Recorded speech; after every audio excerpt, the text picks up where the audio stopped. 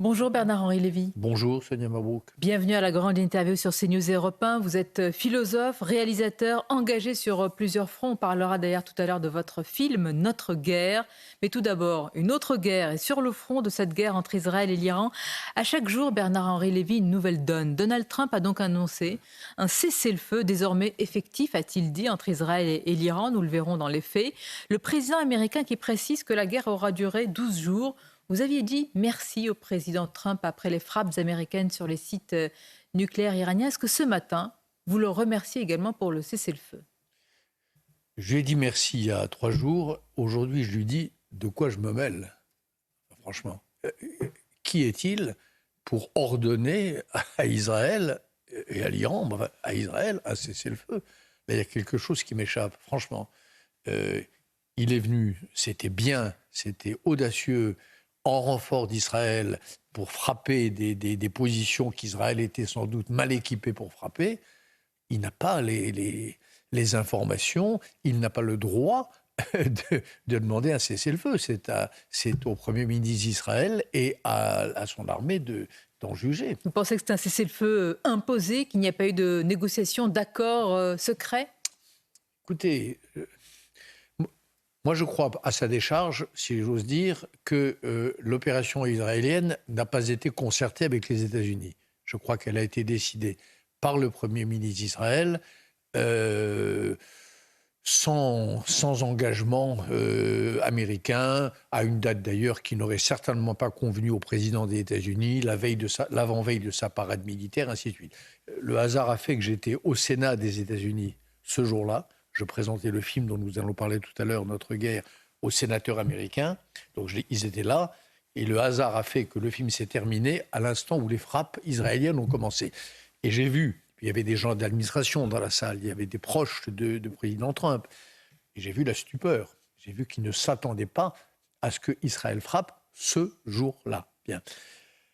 Donc, dans ce genre, dans la géopolitique, et y compris entre alliés, il y a des éléments d'imprévisibilité. Oui, on va en parler d'ailleurs pour la Ce qu'Emmanuel France. Levinas appelait des imprévus, de l'histoire. Donc moi, je doute que le président des États-Unis ait concerté ce cessez-le-feu avec le Premier ministre israélien. J'entends bien, mais ça interpelle ce que vous dites ce matin, Bernard-Henri Lévy, sur CNews Europe 1. De quoi se mêle-t-il? Enfin, quand même, il a engagé des frappes américaines qui, semble-t-il, sont déterminantes pour mettre un terme Oui. à la nucléarisation de l'Iran. Qu'est-ce qui vous embête, si je puis dire, dans ce cessez-le-feu? C'est que rien ne va changer pour le peuple iranien, pour le régime des mollahs? Attendez, ce qui m'embête, c'est que l'Iran a déclaré une guerre contre son peuple, d'abord, une guerre métaphorique, mais une guerre quand même, et une guerre contre Israël. L'Iran a déclaré la guerre en avril 2024, puis en septembre 2024, avec des frappes de missiles jamais vues dans l'histoire des guerres. L'Iran a déclaré une guerre. Bien.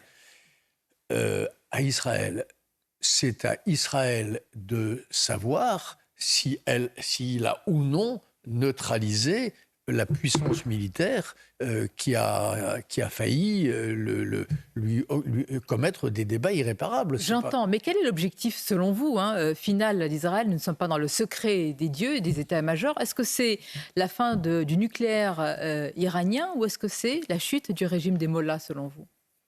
Le but d'Israël, pour autant que je le sente, je ne suis guère qu'un observateur averti, c'est la dénucléarisation de l'Iran, cette construction, cette accumulation de matières fissiles à 60 degrés contre 3,5% autorisés, dans des quantités 25 fois supérieures à ce qui est nécessaire au nucléaire civil, c'est contraire au droit international. Donc, premier objectif On va en d'Israël, parler du droit international. premier objectif.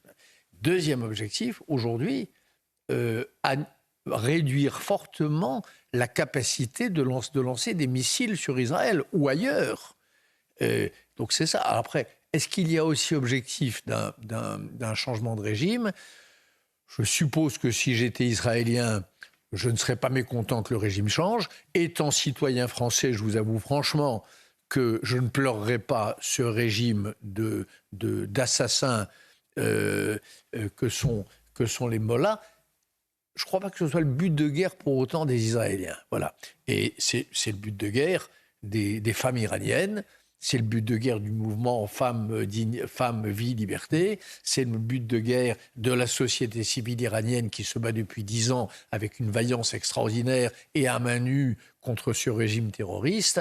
C'est leur but de guerre idéologique et politique à eux. Et pourtant, certains affirment, y compris le président français Bernard-Henri Lévy, qu'un régime, aussi détestable soit-il, aussi honni soit-il, et vous avez rappelé ce qui est fait aux femmes iraniennes quand elles portent mal le voile, ou alors encore aux homosexuels, eh bien, ce régime ne devrait pas tomber par les bombes. Pourquoi ? Parce qu'il y aurait des conséquences néfastes. Alors, une fois pour toutes, que répondez-vous à cet argument ?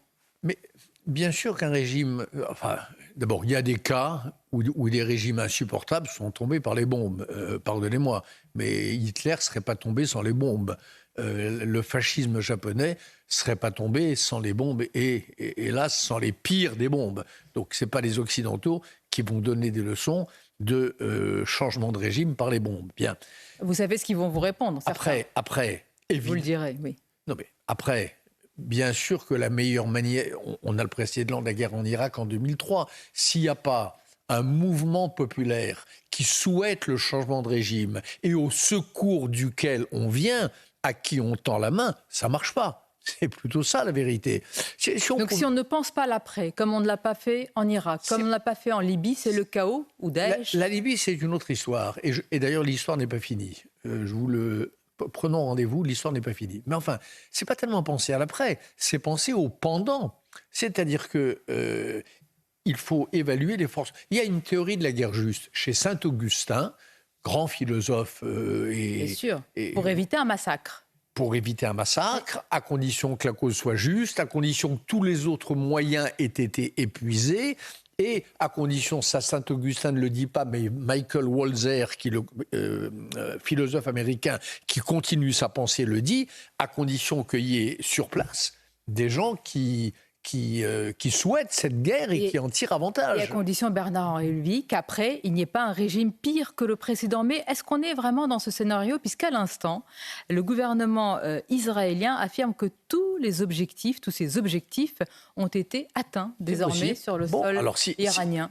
À l'instant. Si Israël moi, je ne veux pas être plus royaliste que le roi et plus israélien que les Israéliens. Je suis français. Donc, si les Israéliens pensent ça, très bien. Si tous leurs objectifs ont été atteints, il y aura la guerre de 12 jours comme il y a eu la guerre des 6 jours. C'est possible.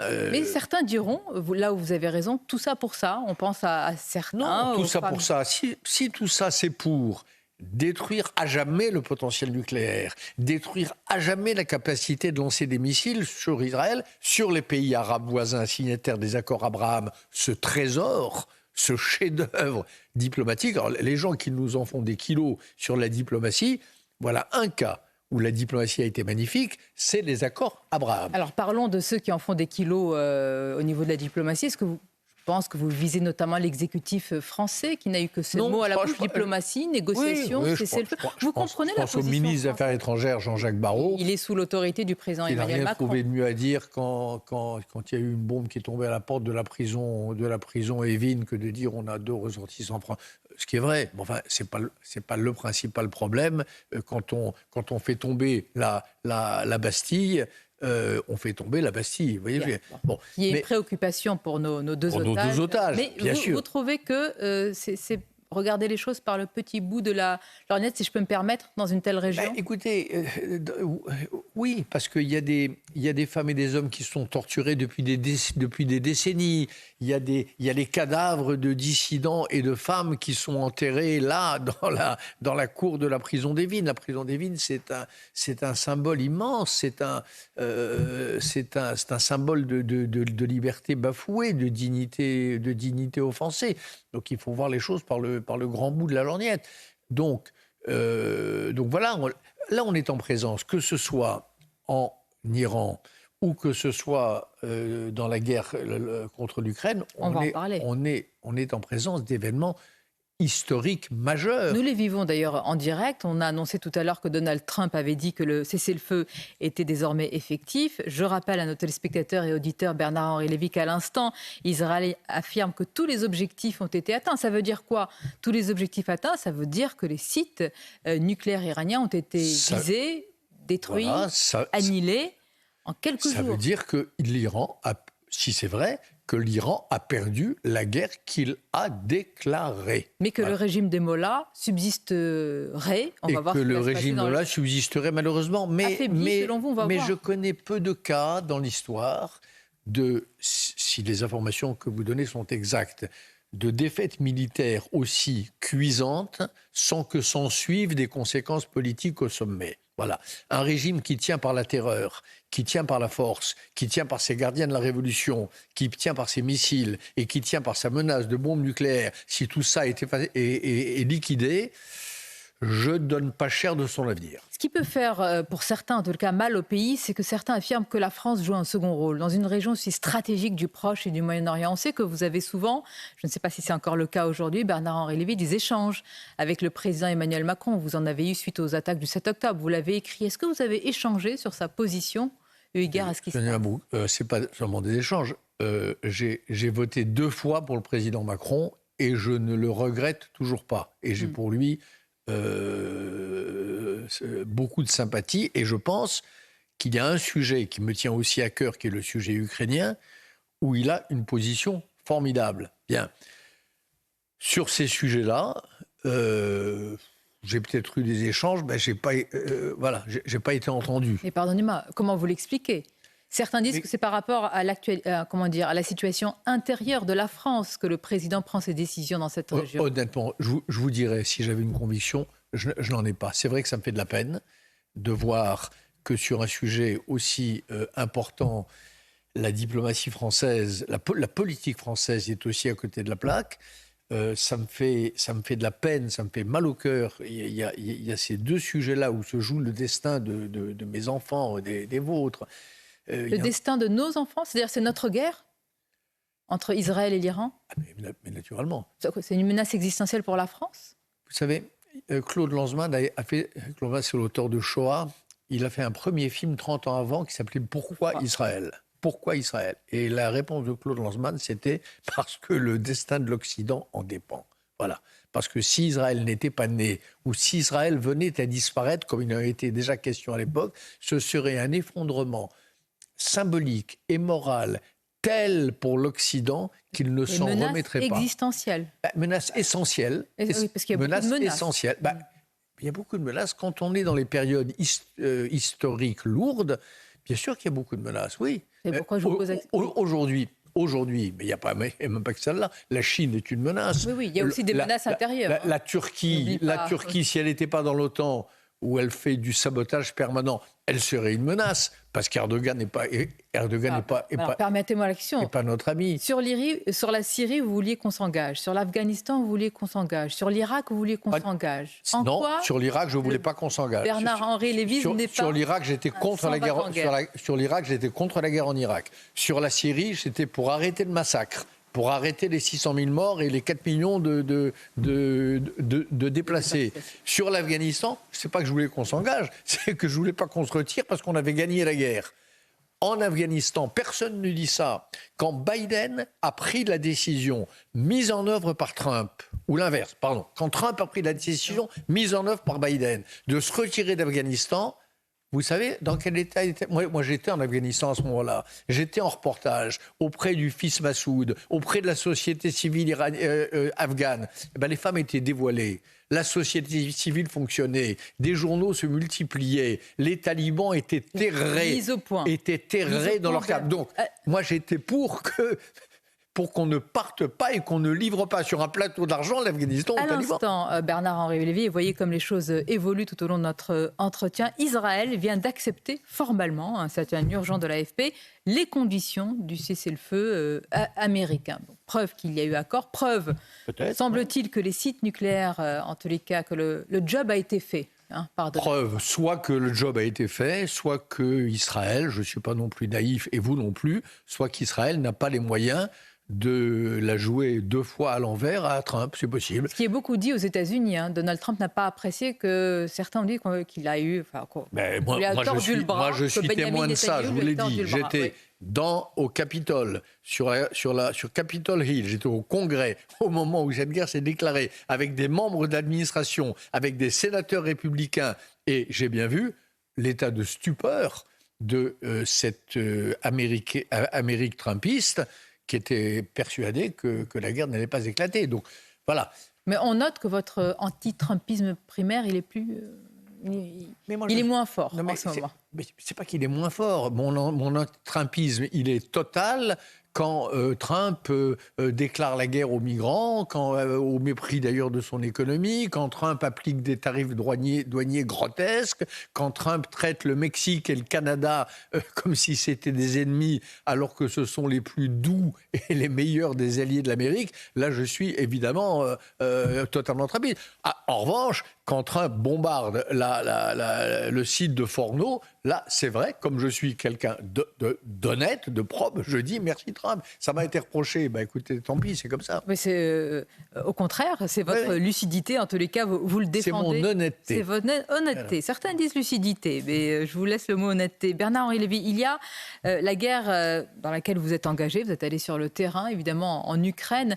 Je voudrais qu'on montre un extrait de ce film, Notre guerre. Là encore, vous estimez évidemment que cette guerre nous concerne au premier chef. Regardons un extrait ensemble. Vous êtes allé récemment sur le front. Les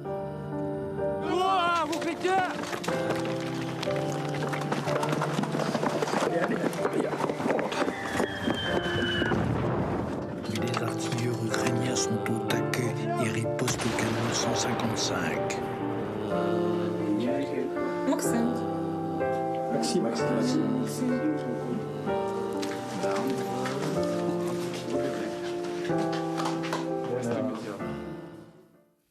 Là encore, on verra quelle sera l'issue, alors que Poutine a déclaré que toute l'Ukraine ne serait plus ukrainienne, si je puis dire. Oui, Poutine a déclaré ça. Poutine a déclenché la semaine dernière les plus grands bombardements sur Kiev depuis le début de la guerre. Poutine soutient l'Iran, beaucoup plus qu'on ne le dit.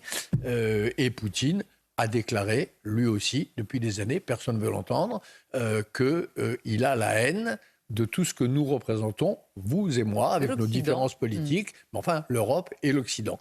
Donc moi, là, ce que vous venez de montrer, c'est un bout de bande-annonce. Mais ça fait 3 ans que je documente en première ligne, quand je le peux, cette guerre, que je filme ces soldats héroïques, que je filme ces femmes magnifiques, que je filme ce peuple qui défend sa nation et qui défend nos valeurs, sa nation et l'Europe et l'Occident, et que je les trouve admirables et que je pense que nous devrions les aider bien davantage que nous le faisons. C'est pourquoi mon film, qui sera diffusé dimanche prochain sur le service public, s'appelle Notre guerre. Évidemment, quelles que soient nos différences, elles ne sont pas politiques. En tout cas, je ne sais pas, vous avez dit nos différences politiques, je ne les connais pas. Je ne connais pas vos convictions, je pense que vous ne connaissez pas les miennes. Vous connaissez les miennes, mais je ne connais pas les vôtres. Bon, merci. C'est ça la loi. Précision. Vous connaissez les miennes puisque vous m'interrogez.